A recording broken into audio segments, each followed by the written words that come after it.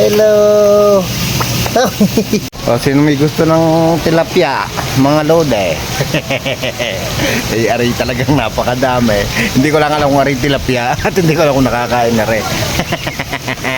Tingnan nyo to mga lodi, ngayon nga tayo naman ay gagala kahit wala tayong kwarta. Dahil birthday nga ng aking bayaw ay wag na daw mag-alala at si Biana na ang bahala. At ito nga ang kanilang napiling puntahan, ang Diwata ng San Pablo. Aba ay sa bungod pa lamang ay talaga namang napakaganda dito. Ay tara na mga lodi at pumasok na tayo. Nung una nga ako'y nagtataka kung bakit sa Diwata kami pupunta. Akala ko'y literal na Diwata, yung pala Diwata ng Galaan na meron ng restaurant, meron ding swimming pool at kung ano-ano ang mga nandito. Gaya na lang ng mga isdang taw na lahat ay nasa paligid mo. Pagbungad ko nga dito, ito yung restaurant na Eat All You Can. Sa katapat nga niyan ay meron namang fish pond na pwede kang mamingwit kapag gusto mo. At napakaganda nga pala ng mga cottage dito. Ay tingnan nyo naman mga lodi, talaga ng puro isda din eh. Mamaya papakita ko pa sa inyo yung napakadami. At habang ako ngayon naglalakad papunta dun sa aming kakainan ay may nakita na naman akong mga isda yung mga lodi. At talagang mapakagaganda at saka napakalalaki mga lodi. Ay pakiwari ko'y sulit na sulit ang gala namin din eh. Ay napakaganda ng biyahe. Ay tara na, lakad na ulit tayo at pupunta na tayo dun sa ating kakainan. Ay ako naman ay gutom na mga lodi. Nakakabusog lang ang view din eh sa sobrang ganda. Tingnan nyo mga to mga lodi ha. Isda na naman. Napakadami mga lodi ha. Wow! Puntahan sila dun sa may tao mga lodi. Akala pakakainin ko, wala naman akong dalang pakain. Kaya naman mga lodi, sabi ko kanina ay puro isda dun sa paligid mo. Kita nyo naman bawat pupuntahan mo na gagalaan dito ay merong mga isda. Merong maliit, merong malaki, merong makukulay. Napakaganda nga talaga nila. At eto na nga, dito kami kakain sa Isanami Cuisine. Tara na, pasok na tayo at baka tayo maubusan. Pagpasok nga dito mga lodi, talaga namang nakakatuwa kasi nga napakababait ng mga empleyado nila, tapos meron pang nagla-live cooking mga lodi. Ikaw, magkano kaya ang gayong may paapoy? Siguradong maganda rin ang presyo noon. Eto na nga, pumasok na ako mga lodi at nandito na nga sila. Dito nga napili ng biyanang ko na kumain kasi nga gusto nilang ma-experience nagla-live cooking na napapanood ko lang sa TokTik at saka dito sa FB. Hala, tuloy na tayo at na tayo makakain. Eto nga at pumisto na ako para magsimula na yung live cooking at para matikman ko ngayon bagay kakaiba rin dun sa aming mga lupa. Eto nga at pagkaupo kayo, nagsimula na si Lodi sa kanyang talent. Happy birthday! Happy birthday! Happy birthday!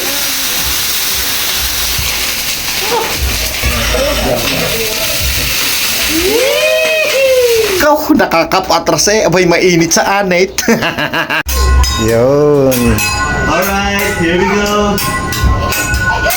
Hook! Japanese helicopter with sexy dance. Yay! Hook, Itachi. Hook, Yun. now the last. Switch. Okay. Behind the back and front. Peace. Thanks. Wow. Diba lahat kami dito masaya kasi may talent pa na pinakikita yung mga chef para malibang kayo. At pagkatapos nga ng performance, eto nga't magluluto na siya. At ang una nga niyang niluto yung appetizer. Appetizer pa lang ay talaga namang napakasarap na mga lodi. Hindi ko lang alam kung anong tawag din sa lutong ari. Alay, tatawagin ko na lang nga rin chop suey. At nang maluto na nga ari, inabot na sa akin. Abay, alam din ni sir kung sinong gutom na eh. Habang naghihintay pa nga kami ng ibang luto, eto nga't patuloy si sir sa kanyang mga performance. Biniro pa nga niya si birthday boy. Okay sir, pwede niyo po basaluhin? The challenge dito sir, okay lang? Basaluhin niya? Parang kinakabahan niyo sir. Dalit ka. Baka baka wala pong Boss, baka sa ulo ko pumunta. Spinning, jumping egg. Okay. 1, 2. Okay. Mukhang kaya ito ni sir eh. Okay sir, Wow. para sa buso niya.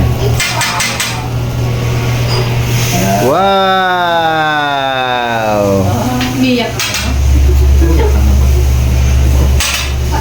Okay sir, sino pa gusto mag-experience dito mag-crack ng egg? At yun ang at nagpa-challenge na nga si Sir sa pagbasag sa itlog. Hindi nahuhulog at ito nga si Kuya Pitek ang umuna. Nung una nga ay pinraktis muna kami sa lemo at ito na nga ang mga sunod na nangyari. 1, go!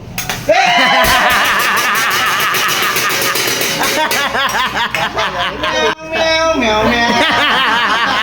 At syempre ako naman ang sumunod. Po!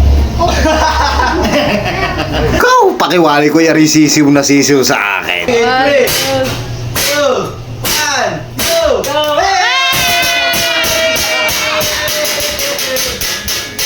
Congratulations! It's a boy! O di ba habang kumakain ka, napapasaya ka pa?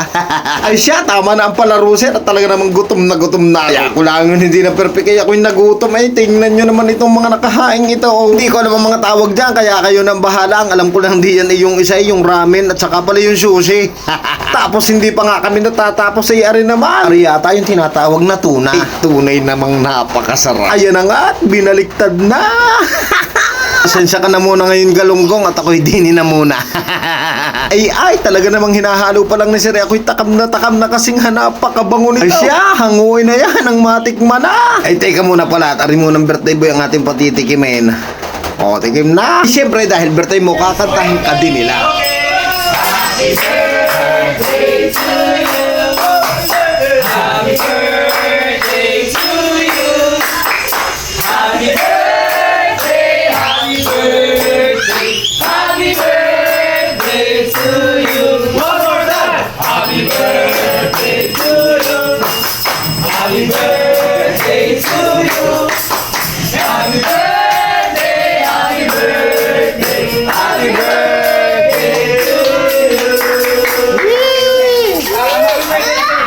Make a wish then blow. Wow.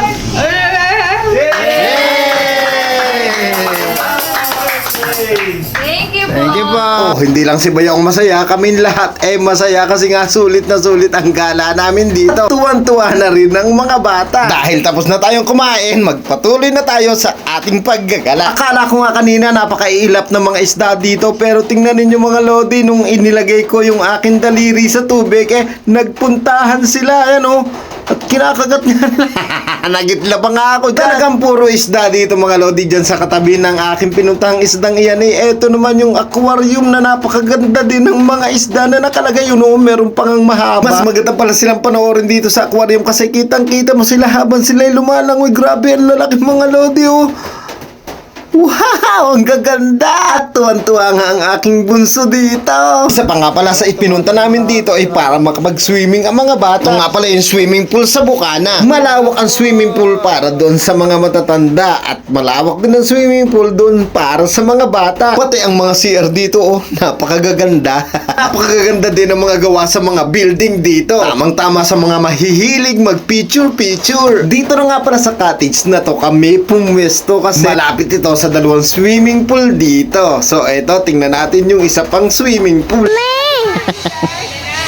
Ganda naman dito mga lodi oh.